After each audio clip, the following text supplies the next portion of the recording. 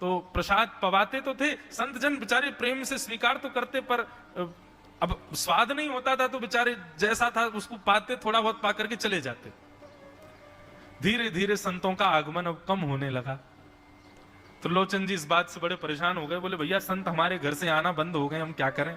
तो श्री त्रिलोचन जी महाराज ने बाहर एक बड़ा सा कुछ होर्डिंग जैसा लगा दिया, उस पर लिख दिया कि अंदर कोई संत सेवा आदि के लिए एक सेवक की आवश्यकता है, अगर किसी के अंदर सेवा भाव हो तो वो आकर के भीतर संपर्क करे।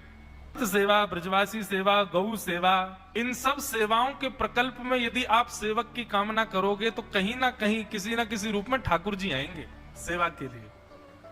त्रिलोचन जी ने बाहर लिख दिया कि भाई संत सेवा के लिए सेवक की आवश्यकता है, यदि कोई सेवा भावी सेवा करना चाहता है तो भीतर आके संपर्क करे।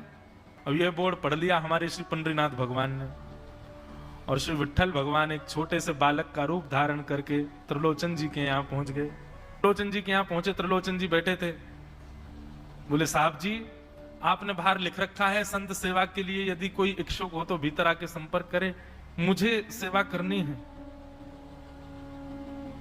त्रिलोचन जी और उनकी पत्नी देखें, बोले कितना छोटा सा बालक है, कितना प्यारा है, ये तुम्हारे माता पिता नहीं है?